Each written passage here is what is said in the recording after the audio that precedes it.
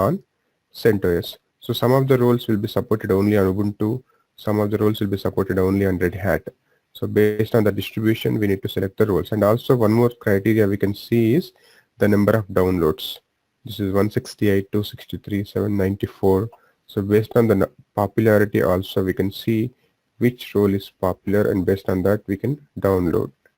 So basically we need to try out different roles.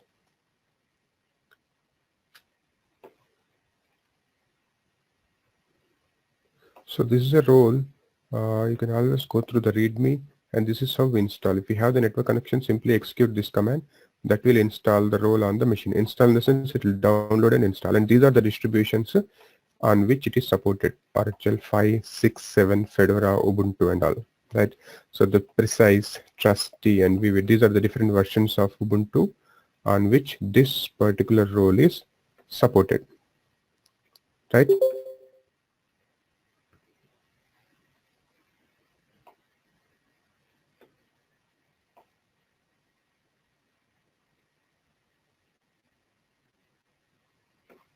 This is another role. So these are developed by some of the developers, some of the community people. They develop, they test it, and they upload it. And I mean, it's like there is no guarantee like it will work. It may work, it may not work. So we need to test it before applying the role. So we need to go through the README to understand what is it, what it does, right? Then we need to try out the role. Okay. So what do we do when we want to try out a role? First, basically we download, go through the README, or visit galaxy.ansible.com, right? Then go through the README to understand on which platforms it is supported.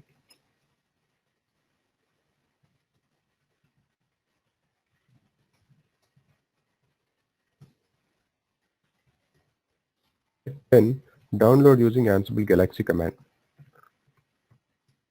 Install and some role name, right? So once we have downloaded, this role will be downloaded to a path called etc Ansible roles. So the default directory for roles. So we have role available. What is the next step we need to do? Once we have written a role, once we have developed the role, what is the next step to execute this role? Right. So we need to write a playbook. Write a playbook to associate this role with the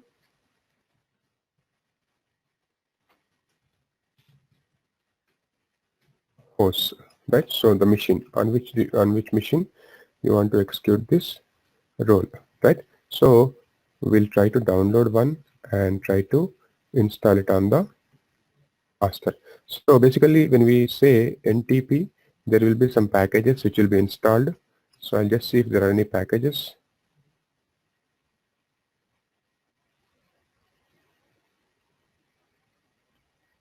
So this is a CentOS 7, so I need to take a role which supports CentOS.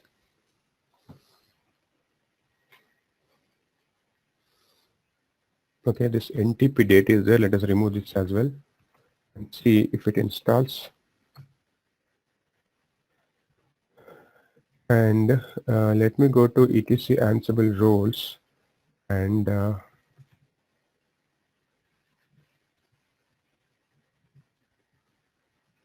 this is one of the popular role, resmo.ntp, which will basically install the NTP packages, and it does the configuration. So let us say I'm writing my own role. So what are the things I need to take care? So basically I need to take care something like all the distributions it is supported, it is generic in nature, and all the directory structure is followed, right? So how do you write a role? etc Ansible roles, we go this directory.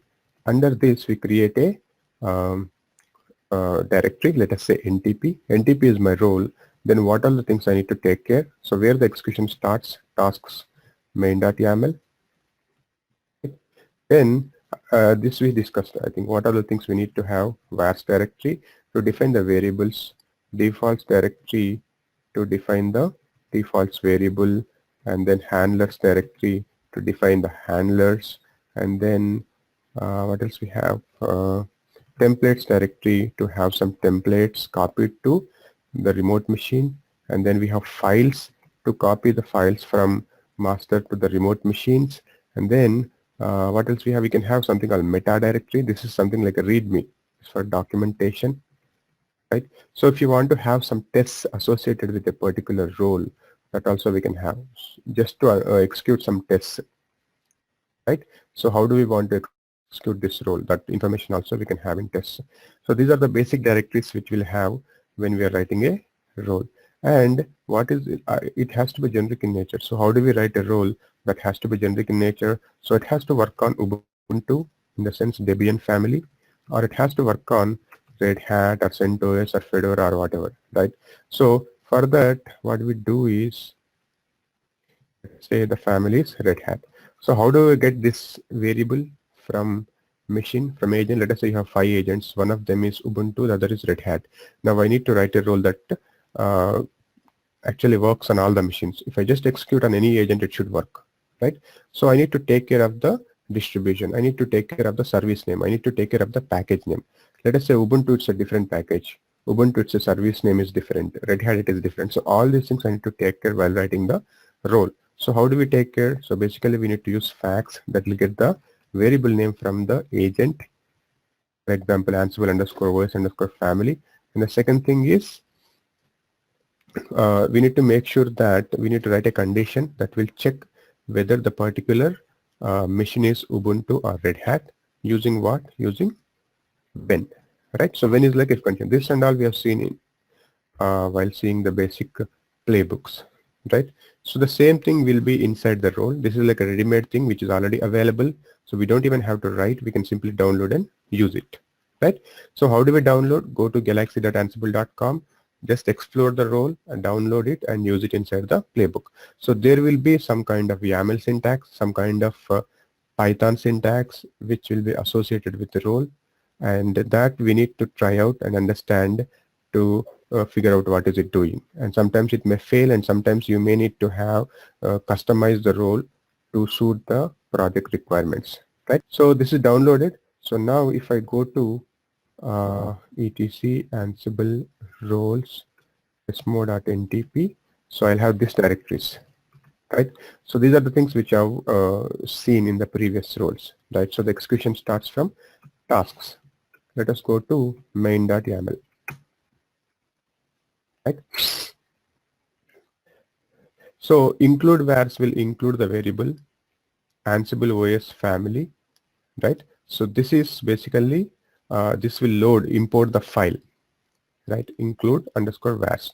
So this Ansible OS underscore family will get the machine, the distribution name of the agent. Let us say if it is Red Hat.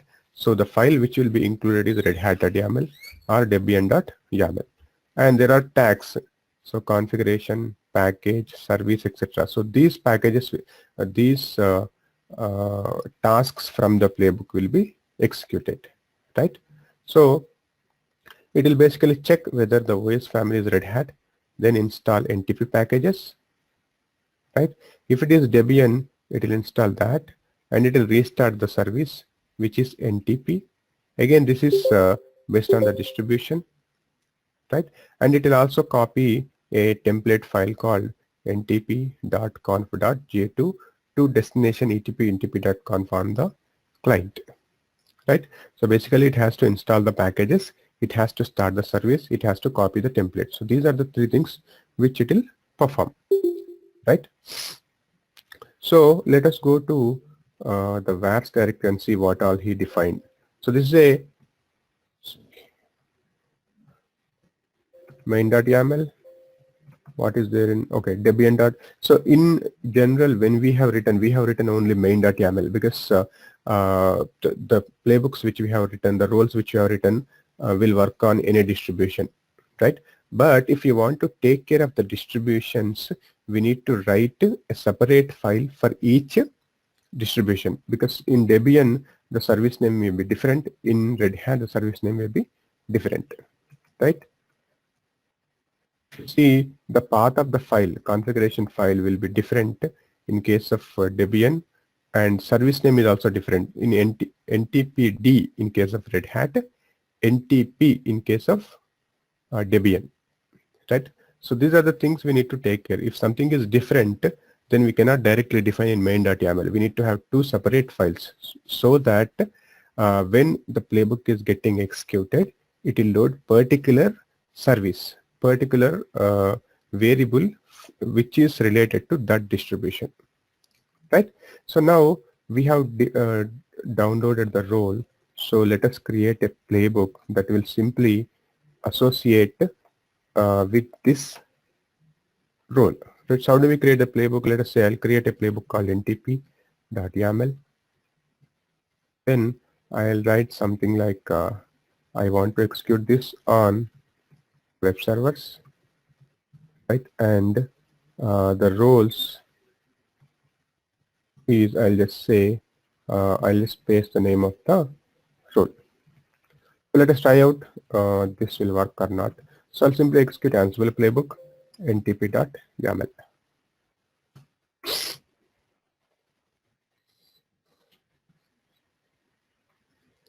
So mostly this will be tested while uploading. So there might not be any syntax kind of issues, but there might be some issues related to some system configuration, some packages it may try to install, and based on the distribution. If you try to install RHEL7 role on RHEL6, it may not work because there might be some packages which are changed in RHEL7, right?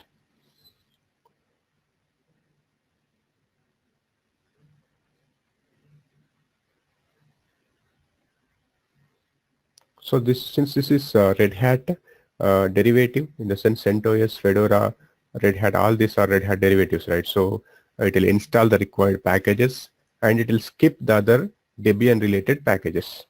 Okay, something is happening. You can always see what is happening on the agent using ps-ef.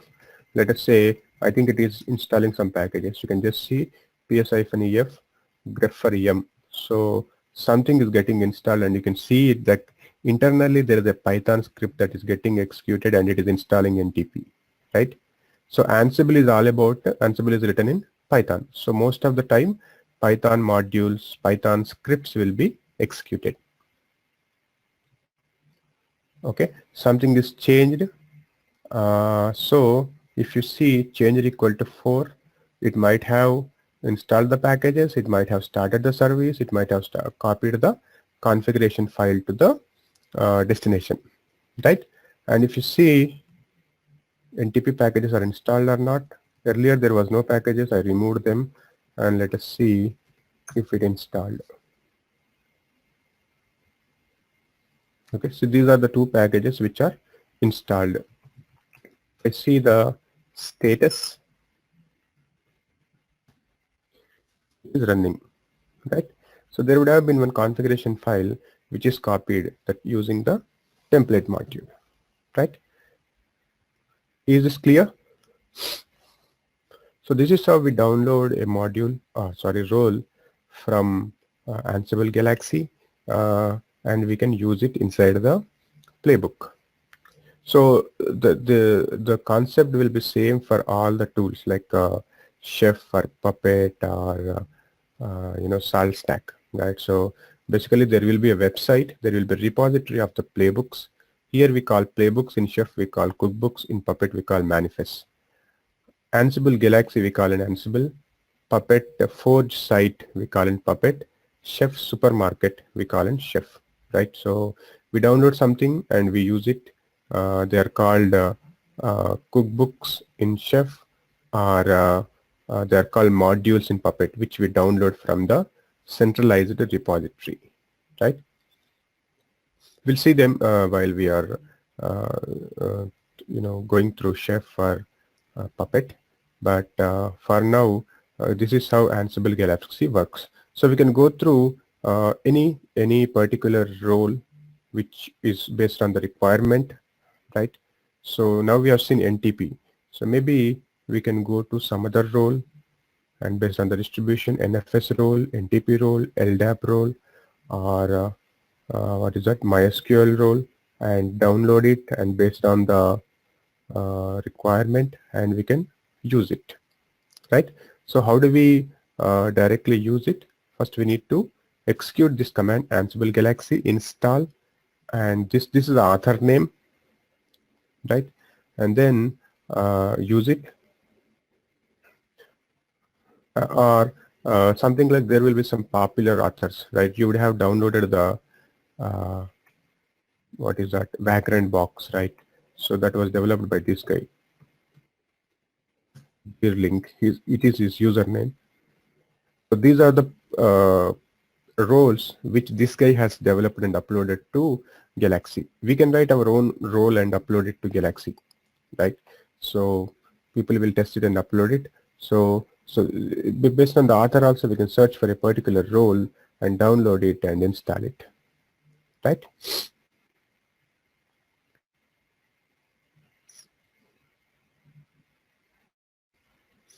Is this clear? Is this clear? Those roles, we need to check the compatibility of the roles with the master and the agents, or only master? No, only agent, because we are going to execute it on the agent. Okay. So master, okay. Yeah, master, it does nothing, right? So it simply executes on the agent. So most probably there won't be any problem on the master, but what we need to see is the agent. Because sometimes, let us say, the role is supported only on Ubuntu. Then when we try to execute on Red Hat, obviously it will fail because it will try to install all the Ubuntu packages, and the packages Oh. might be different, right? So Ubuntu, it is deb packages. Red Hat, it is RPM packages. So it will try to download Ubuntu packages on Red Hat machine, which will fail. Okay, so basically we have to try a couple of things, so see which one So, is working. Yeah. right. So how do we try? Let us say there is some production machine, or there are some machines which you are bringing up in the of organization, right? So Yeah. basically we need to try using Vagrant. Vagrant is the best tool, which any tool, any DevOps tool you want to try out, you want to implement in production, that has Yeah. to be tried on your local environment using Vagrant. If it works, then we can go for the actual listing. Oh yeah. Or either you have a lab environment in the Right. that allow you to. Okay. Can you show us the playbook that you write? Just simple playbook, the one that you just that Yeah, sure. call that role. So, I mean, this is simple. There is nothing in that. Just host on which group you want to execute that, and I want to associate the roles. This resmo is actually username of the developer who has written this role, and NTP is the playbook name. Sorry, role name. So that will install NTP packages and copy the configuration files and start the service. Right? Yeah, got it. So I think we have spent a considerable amount of time on Ansible. Then let us move on to the other topics. So we have the things to cover.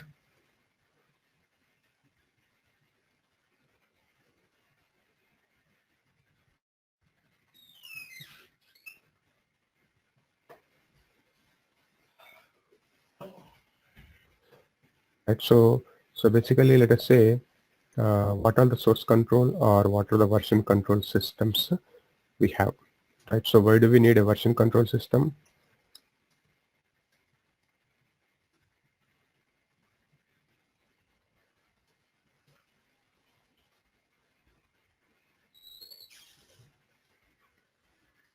So let us say one of the I'm making a presentation for a team, right? And I'm preparing for that. I'm preparing the slides and all. So how do we generally make a presentation, right? So I create a deck, slide deck, and I'll name it as xyz.ppt, right? So I'll have a lot of versions, right? So let us say I have prepared a PPT and sent it to a lead, and this guy reviews it and he gives some review comments, right? Then I modify that xy.ppt and I incorporate or add review comments from lead. Right? After some time, I modify the file and again I sent it to let us say architect, and again architect reviews it and he gives again review comments. Then I need to add again review comments.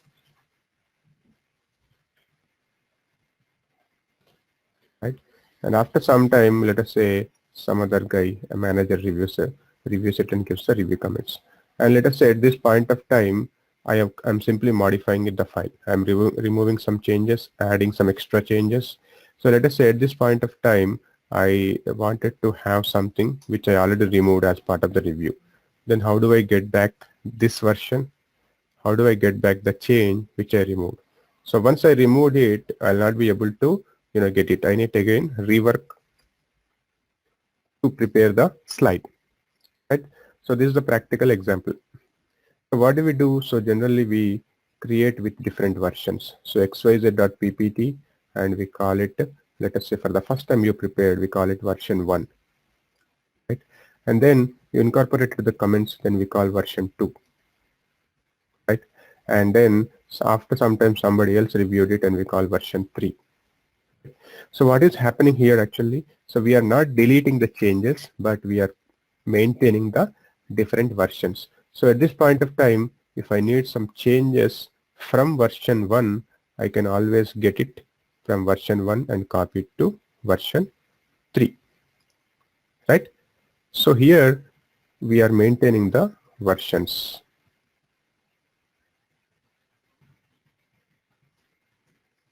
So this may not be a PPT, it can be Excel sheet also. So basically we maintain different versions of the Excel sheet just to have the history, right, to track the history, or if you want some changes from the previous file, we can always get it using versions, right? So in the same way, just take example of a project. Project has a source code. So this can be anything, either Java or C, C++ or Python or PHP or shell script or anything, right? So developers write the source code, or even DevOps guys write the shell scripts or Python scripts or infrastructure scripts, and we need to store it on a centralized server, right? So basically we cannot store everything on the laptop, and if the laptop crashes, all the data inside the laptop is lost, right? So generally what do we do is we store all our centralized scripts, all our project scripts on a centralized server, right?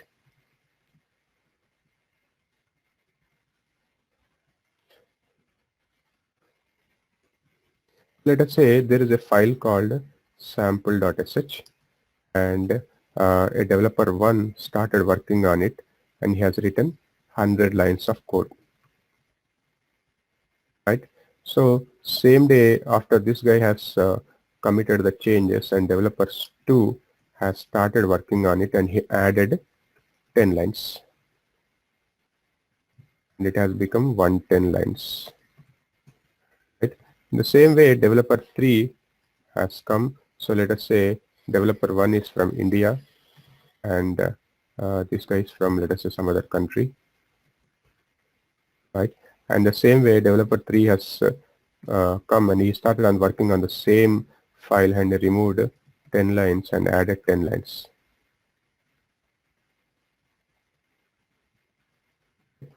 And let us say this is checked, this is pushed into production, and suddenly there is a severity 1 defect, and so basically test team has opened a defect, production team has opened a defect which we need to work on, right? So let us say developer 1 started looking into the issue and he found that there is a issue here when developer 3 is added some code, he removed some line by mistake and it has to be retrieved, right? So if they are working on the same file, let us say sample.sh, and if we do not maintain the versions, if the same file is continuously modified and it is difficult to check who modified what, right? So to understand where is the bug introduced, we need to maintain the versions. So if we maintain the versions, the previous file will not be deleted, but we maintain the versions. So all the lines which we deleted, all the content we deleted will be available. Let us say when developer 1 has modified and he calls it sample.sh with version 1.0, right? when developer 2 is working on that, he calls it sample.same script but version 2.0, right? In the same way, let's say developer 3 started working on it and we call it sample.sh version 3.0. So this way we maintain the versions.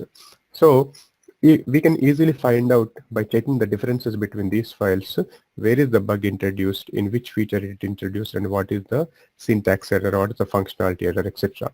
So let us say if a person is working on developing a new feature, right? And he want to push that feature to the production and then push that feature to the source control system. So he'll give a clear indication of the message saying that something like checking in feature XYZ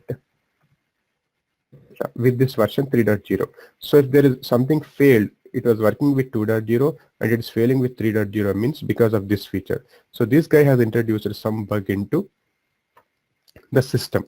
So this way we can always track the changes, right?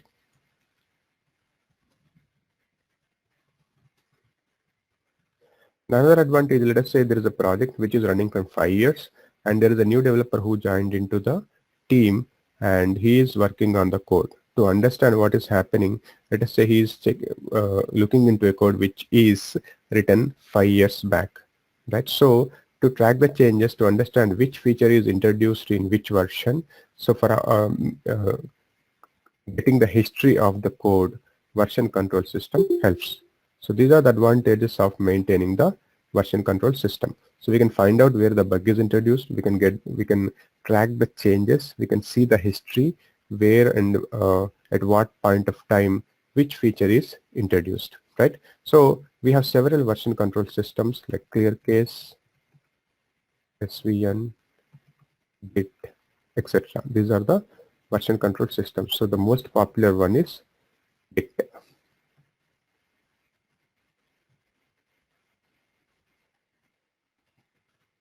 Right. So what is Git and what is GitHub?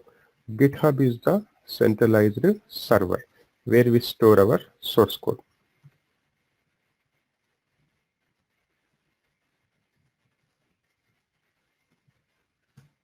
Right. So Git is just a tool to download the code or to upload the code. Right. So right now we call it download and upload. Actually they are called pull and push. Right. That we'll see. So now GitHub is a centralized server basically to store the software. So this is an open source tool. GitHub is an open source centralized repository. You can just go to internet and store something on GitHub, github.com. This you can create your own login and start storing your scripts on GitHub. Right? You basically have to sign up. Once you sign up, then you can log into GitHub and then you can store your scripts. So 90% of the open source software is on GitHub.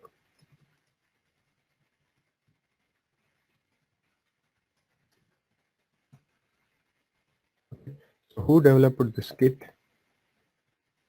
Again, the one who developed the Linux.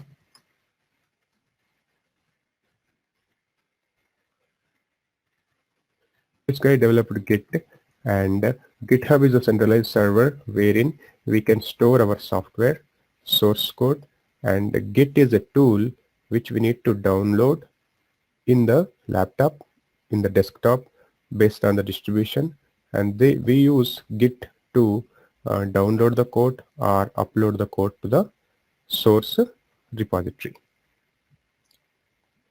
Is this clear? So when we started working on Vagrant, I actually asked to install Git Bash, right? So this Git Bash is a CLI tool,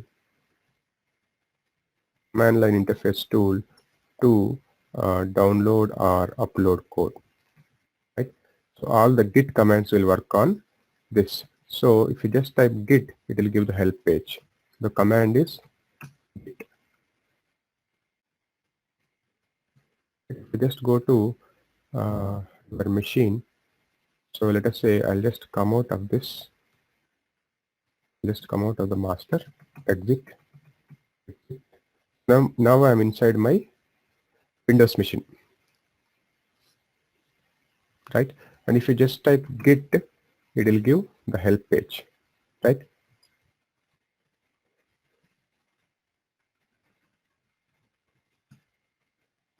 This is a git version. So once you have git bash installed, it automatically installs git on the machine, and then we can use git to push our code to GitHub or download from GitHub, right? Hey Santosh, for the GitHub, don't we have to have a GitHub server in locally on the LAN, like inside the organization where we store the files, or is it something we have to or what I'm thinking is it a GitHub server you have locally installed inside your environment and you basically save all your files there? We can have one installed for the organizations who are worried about the confidentiality and security. Yeah. Or we can have the open source server where we can keep. So generally, the organizations, they have their own GitHub server. Basically, they install Okay. GitHub on the local machine inside the intranet to store the software, because they don't want to make it public, or they don't want to store on a open source server. So all the open source softwares, all the open source tools are stored on GitHub, which is open to public. Okay. But in general, when organizations are working on some project, they maintain their own server.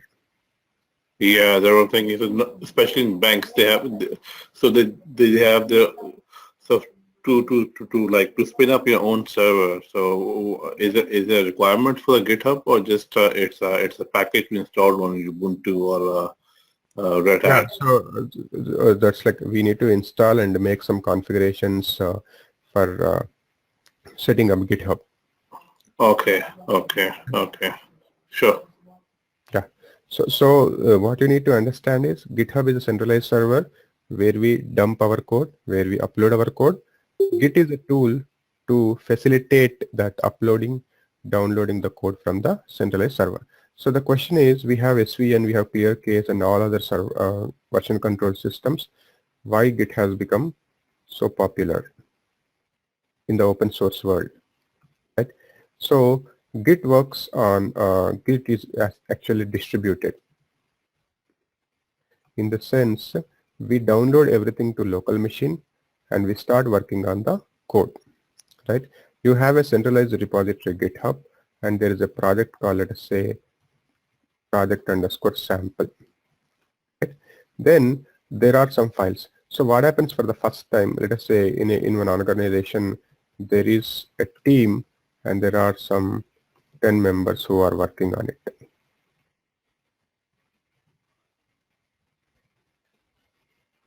Right?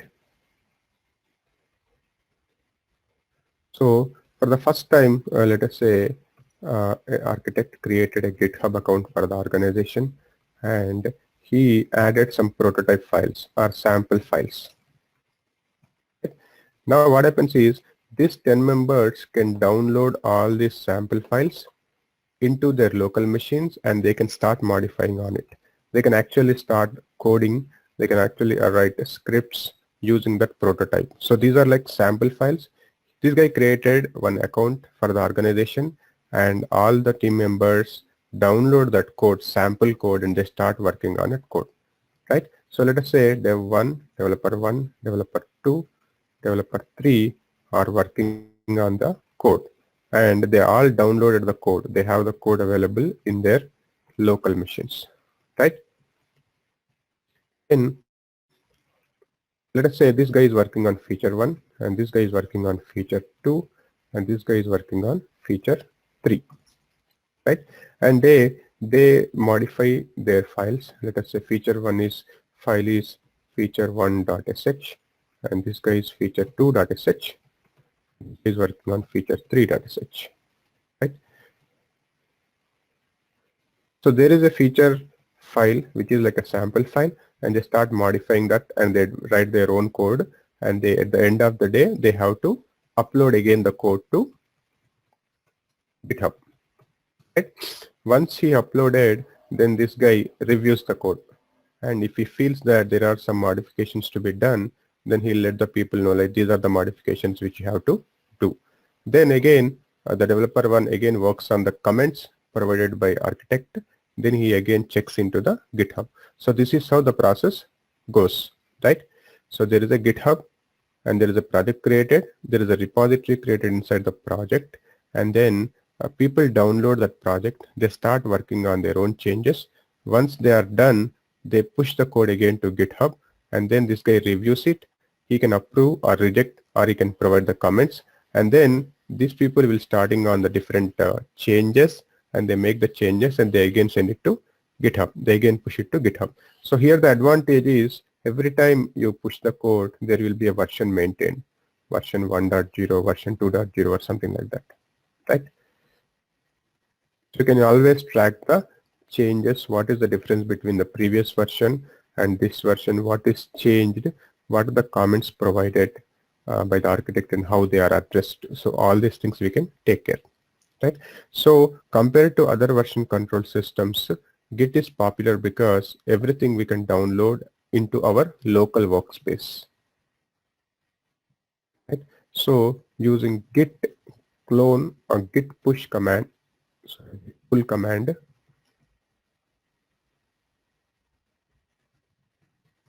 this is used for the first time. Git clone, this will download entire project code to local workspace.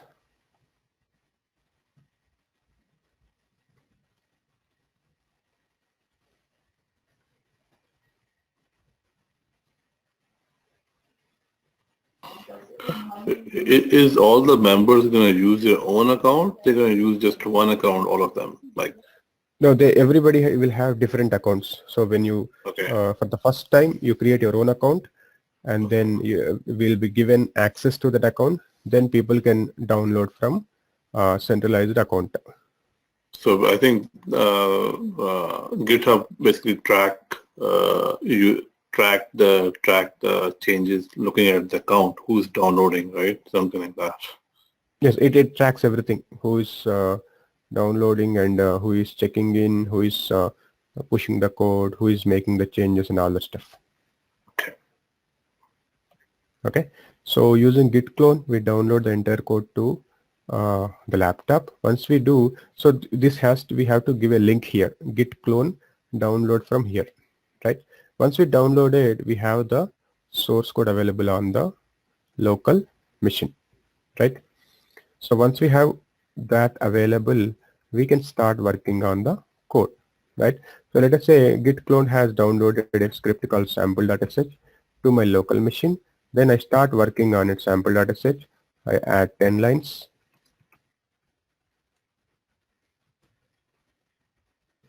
Right? Then I need to push the software to the GitHub.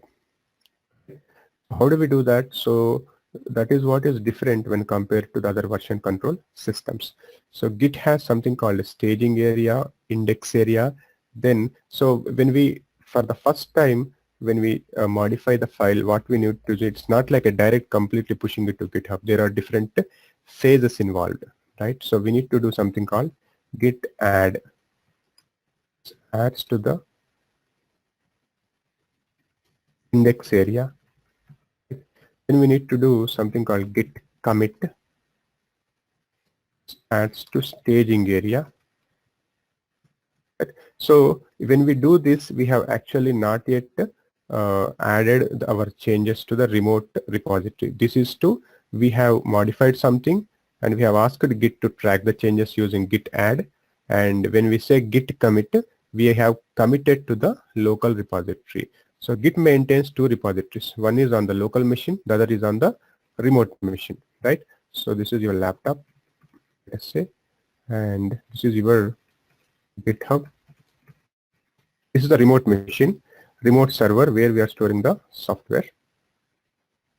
This is my local machine, which is my workstation, desktop or laptop, right? So here we installed Git on the laptop, and then when we say git clone and the link, repository link from the GitHub, let's say some project.git,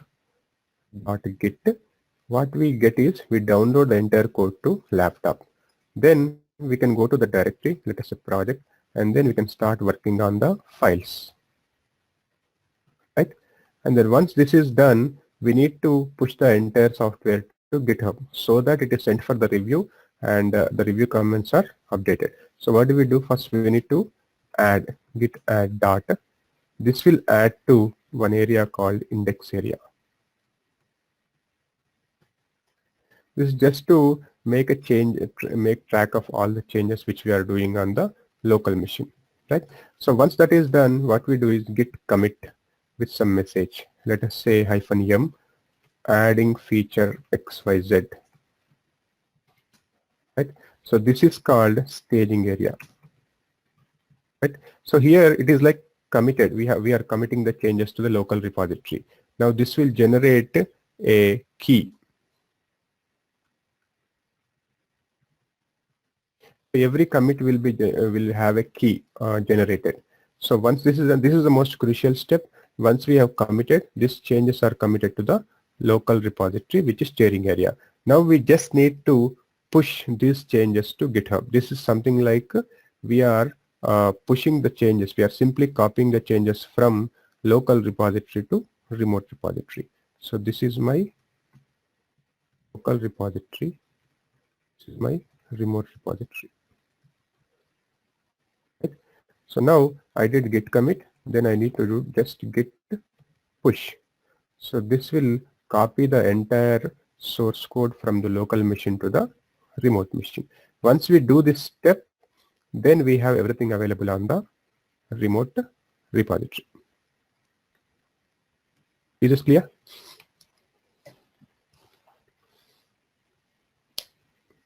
So we have to do git add before you commit, right? Yes. So add is basically adding adding locally, right? Yeah, it will not. Yeah, basically it is just to keep track of the changes. What are the files we are working on? Once we add, then we need to commit. Okay. So at every point of time, when let us say when we added git add, we can always go back.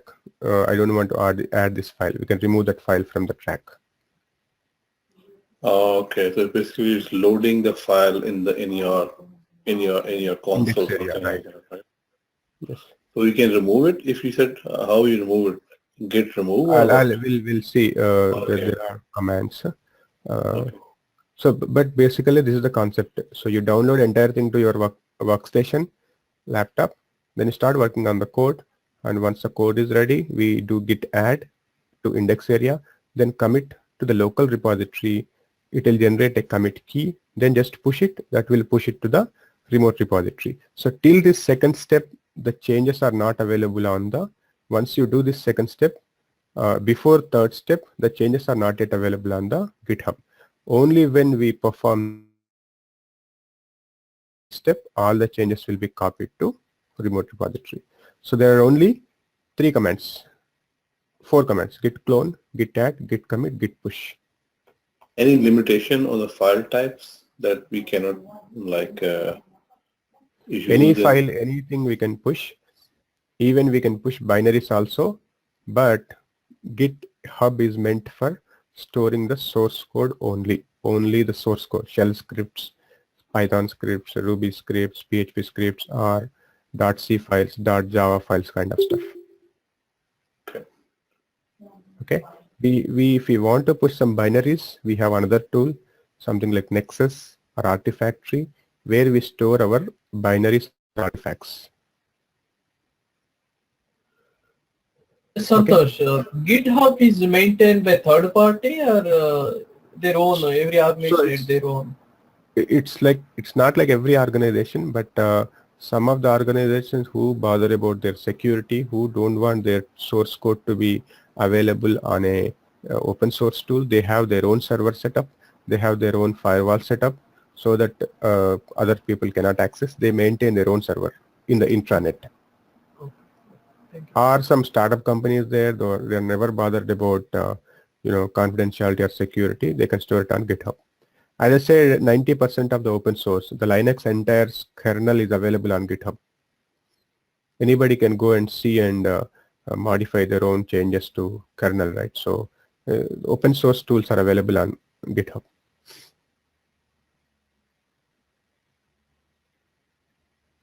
Okay, so these are the basic commands. There are a lot of other commands which we use. So let us try to create a repository. For the first time, you need to sign up with your email ID.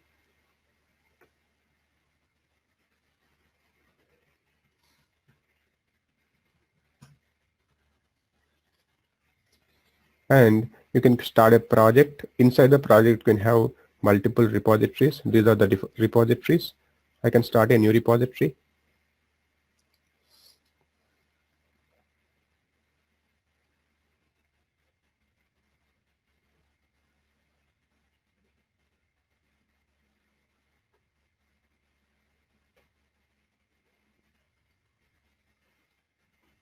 And this we can make public.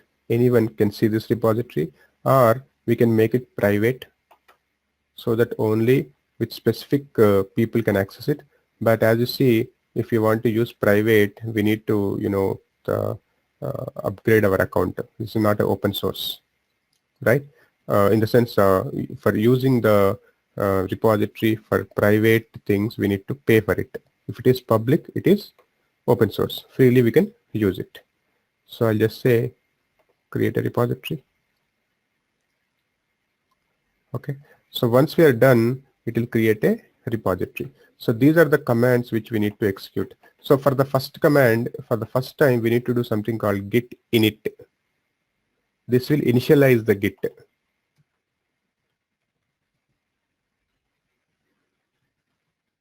will create some default files, some configuration files, which will be used by the git. Okay.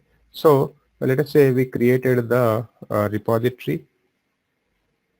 Then this is the link which we can use to clone, right?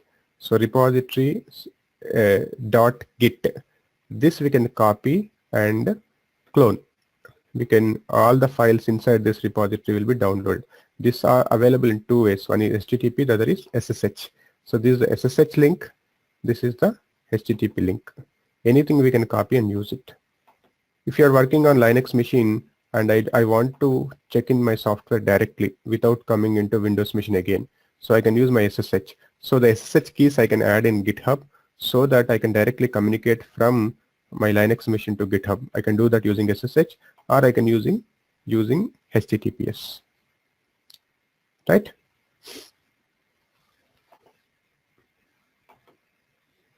So what is pull request? So something like when we are done with our changes, then we need to open something called pull request. This is something like a review request.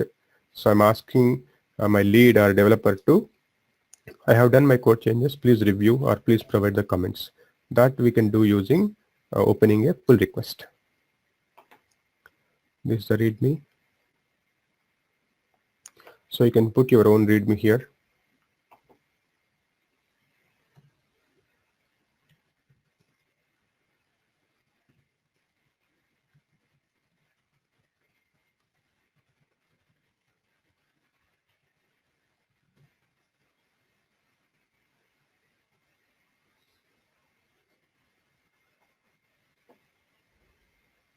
Commit file, so it will save a file, right? Upload a new file, or we can just say we can upload a new files, hello world, and save it.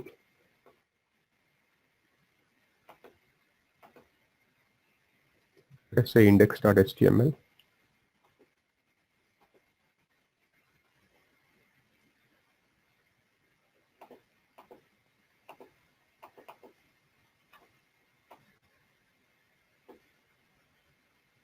Okay, I need to give your name. Like this, we can create any file. So what I'm creating is the something like prototype. Let us say one architect or team lead is creating a repository for his team so that people can download their source code, right? So we have created a repository.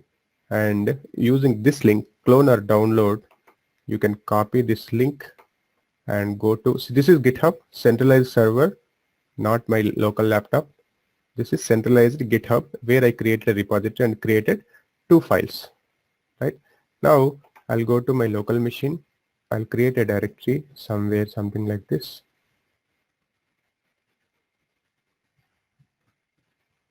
Okay. Create a directory, let us say repos. Now, so there is nothing available here. This is a freshly created repository. If I just say git init, it will be initialized. It will create a directory called .git, which will be used by Git. Then I say git clone and the link which we copied. Okay, so if I execute this command, it will download all the files which are available in the repository, which is available remotely to my local machine.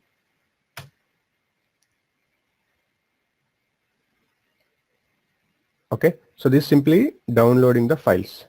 Now if I go here, if I go here, there is a directory called this repos, whichever we created is downloaded to my local machine. And if I see here, there are 2 files available, right? One is readme, the other is index.html. Right? If you open, whatever we copied there will be available. Right? So we just downloaded the project from GitHub to our local machine. So GitHub is a centralized server. Git is a tool to facilitate the downloading and uploading the source code to GitHub. Is this clear? So by default, we are working on a branch called master branch. Right? So why do we need branches?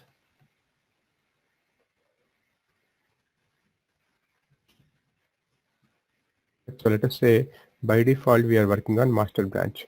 So generally in organization, master branch will be created first.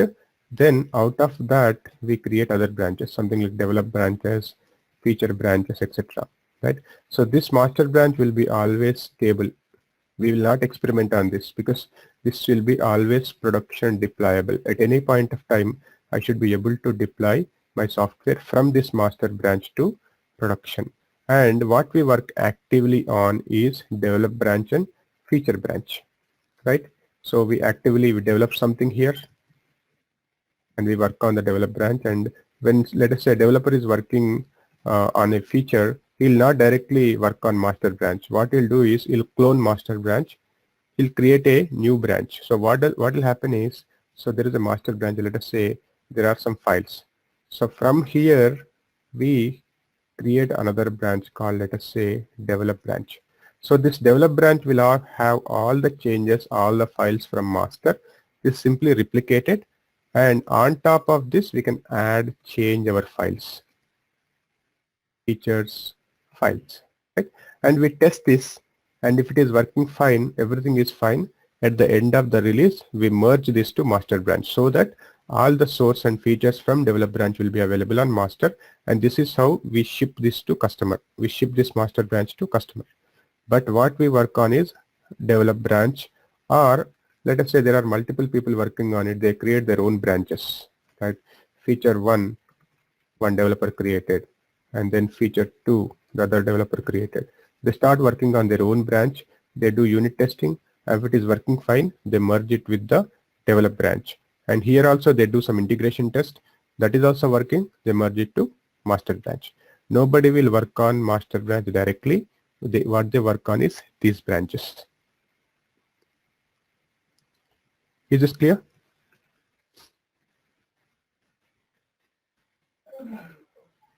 Santosh, all those branches are local, right? Local on your desktop, on your laptop, right? First, we need to create on the local machine.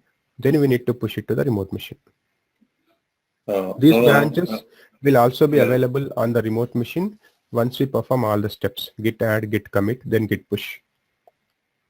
Okay. So it's also available local machines and on the remote machine, same branches. Yes. Initially it will be available. But what we do is first we create a local branch, we modify our changes, we do git add, git commit, git push. So all those changes will be available on the remote branch. Then what we do is once we test and we merge it, then we can remove the remote branch.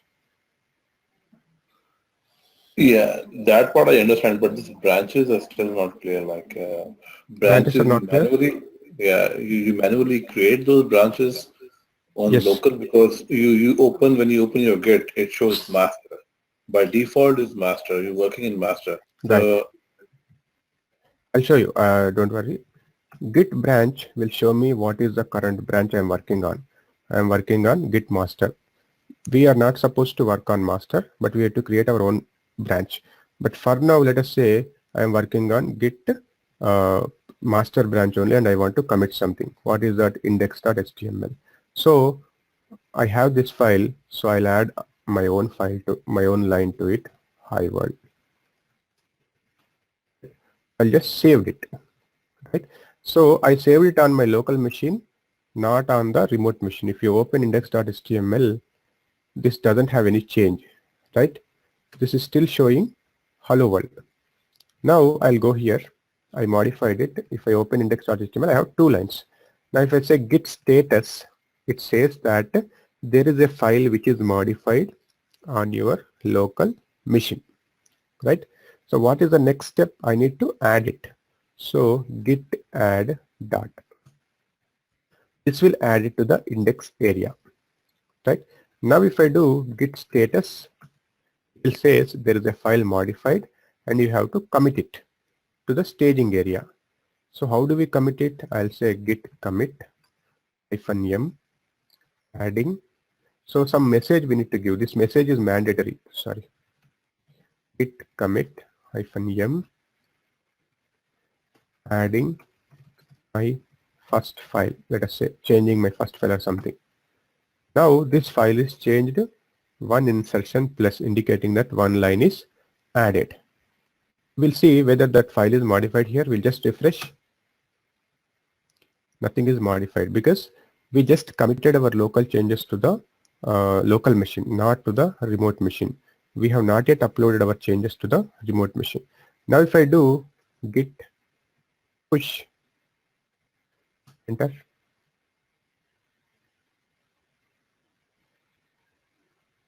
So something is modified. So to this account from local master to remote master. So the branch which I am working on local is master. The branch which is uploaded to remote is also master. Now if I go ahead and refresh this page, I have my change uploaded to the remote machine, right? So we did git add, git commit, git push, which committed all my changes to the remote repository. GitHub is my remote repository. Is this clear? We can see the history. We can all see the messages here, who modified what. First I add index.html, then adding my first file, right? So like this, if multiple people are working on it, you can always track the changes. So this is the commit ID which will be generated with every commit. Okay, so first there was hello world that was added, right? And there is second commit.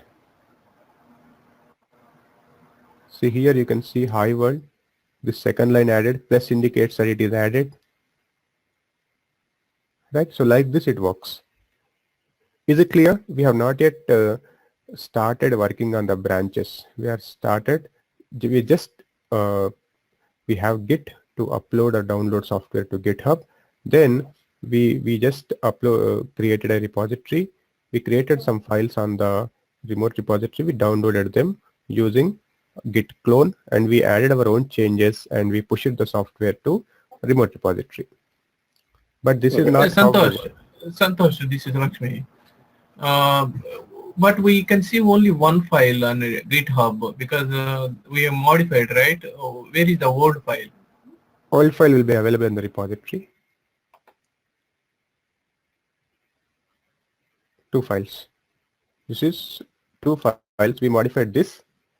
you can see the comment adding my first line, and this is the one we did not touch. And you can also see No. Index what- only. There are two indexes supposed to be, right? just now I have shown, right? So this is the first file. Uh-huh. Sorry, this is the second file. If you go to history, right? So this is the second commit. This is the first commit. If you go to first commit, you will see the first file. This is the first file. Oh, okay.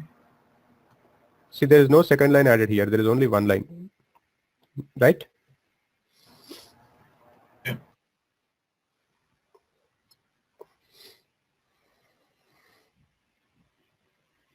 Is this clear? Yes, and those it's clear. The flow is clear. I think later we will work on the branches, right? Not now, right? Yeah. So it depends. How do you want to proceed, or you will stop here? Is it I'm too much okay. for I today? think we can do branches at least. Okay. So at least we'll create branches and see. Okay. So Yeah, very one more simple. thing, Santosh, for when the repository is public, we don't know who's making the changes, right? It's not controlled by user IDs. So to control and to track who make the changes, it has to be private, and like different user accounts need to be added, or Right. So to track, if it has to be private, we need to pay GitHub. It is licensed. I mean, there are both versions. One is public, the other is private. So if you want to have your own repository, we need to buy the license. Then we need to go for the private repository. and that's the only way to track who's making. Of course, when you have a project, they have the money for the project, and they can, right? Here also we can see who is modifying. Let us say if I give this link to you, you can do your own Git clone, you can add, and your ID will be shown up here. See, my name is showing up here. My username committed. If you add, your name will show up here. This guy committed this thing, something like that. Okay. But of course, the project is always private, right? And Yeah, it's always. I mean, if you are really worried about this thing, we have to go for the private thing. Something like an open source tool we are developing, we can always push it to this thing. yeah, good. I think we can go for any distinct for the branches, how to work in the branches, like different branches. Yeah. So Git branch will show you. Star indicates that we are working on the master branch. Now let me create a new branch. Git checkout. Git branch.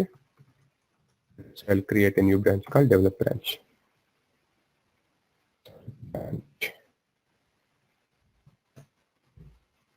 So if I do git branch now, I have two branches, develop branch and master branch. What is the current branch I'm working on? Master branch. How do I move to develop branch? Sorry, git branch. Now if I do git checkout develop, switch it to master develop branch. Now if I do git branch, where am I? I am on develop branch. You can see the difference here. This is master, this is develop. So I move to my develop branch. So all the files will be available. All the files from master branch will be available on develop branch? Let us see. Yes, the files from the master branch are also copied to develop branch. Simply like we are replicating the master branch and creating a new branch, and we want to modify the new branch because I want my master branch to be always stable, and I can do my modifications, experiment, and all that stuff on the develop branch, right? So now I'll open index.html. I'll add another line.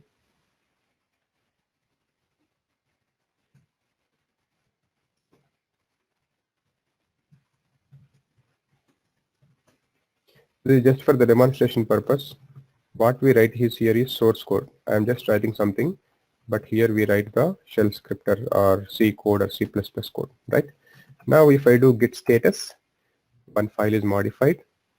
Let us see if the branch is created here.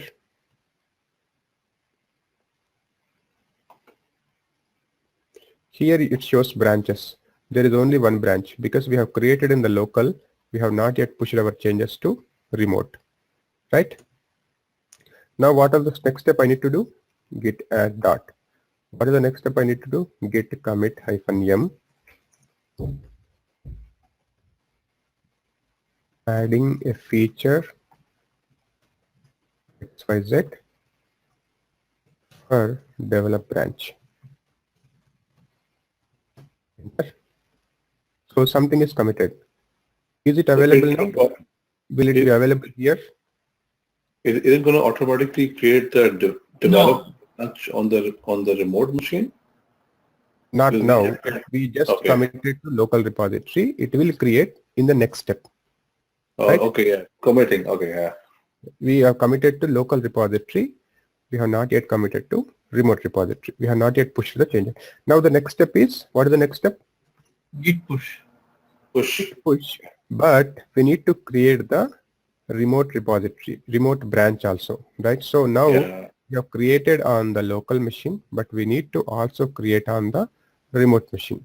So how do we create? Git push -u origin and develop. So this is like telling create a remote branch on the GitHub as well, use with the name develop. So this has to create a remote branch called develop on the origin, which is GitHub, and it will push all the code whichever we modified on the develop branch, right? If you see here, there is only master branch now. Now if I push it here, something is changed. So let us go to see this new branch develop is created on the remote and the code is pushed. Now if I just refresh and see, there are two branches, master and develop. So on the master branch, if I see index.html, is my third line appearing here? Whichever we added in develop branch. No. No. Now if I go to develop branch, my third line is appearing here, right? So master branch is not modified, develop branch is modified. So this is how we work in reality. In practically, every developer creates his own branch. He starts working on it. Once he does the unit testing, he'll push his branch to the GitHub, to the centralized server, right? Is this clear? Now let us say I have tested and everything is working fine. Now I want to push my changes to master. So basically I need to merge my develop with master so that master also will have all the changes, right? So where am I? Currently I'm working on develop. How do I move to master branch? Git checkout master. What is my current branch? Master. Now I want to merge develop branch with master branch. Git merge develop. Right. Now let us see if I have merged. Let us see if it is merged on the remote machine, on the remote this thing. It is still showing the only two lines. It is not yet merged. Why? Because I have merged on the local machine. I always need to push it to make these changes appearing on the remote repository. Git push.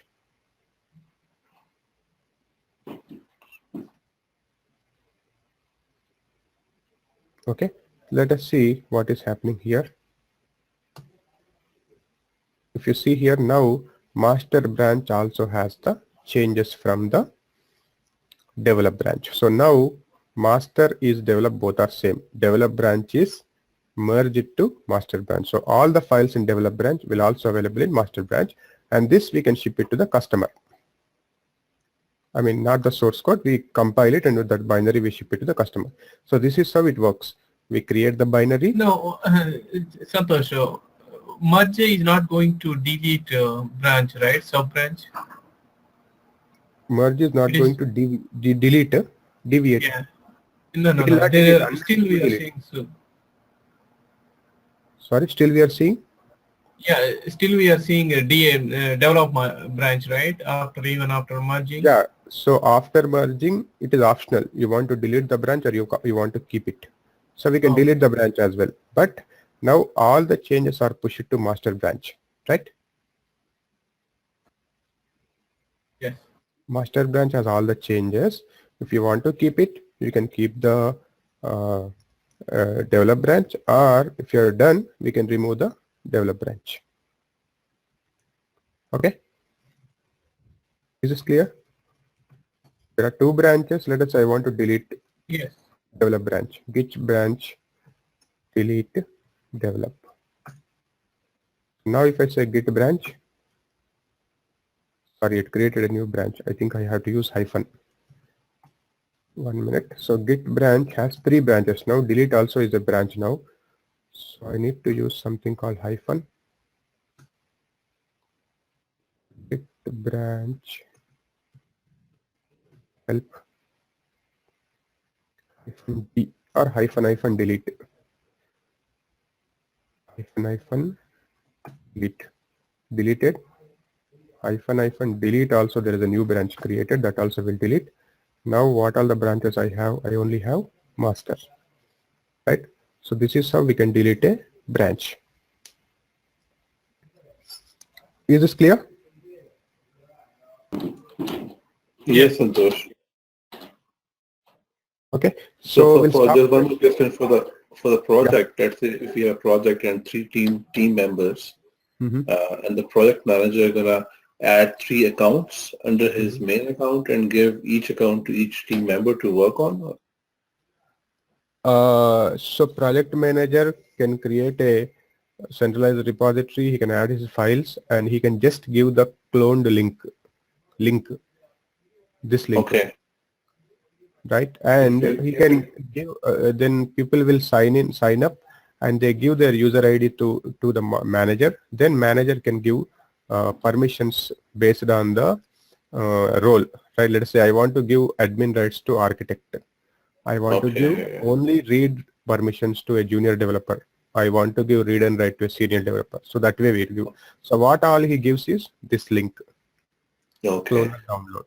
This link you can copy, and anybody can download this project based on the link. Okay.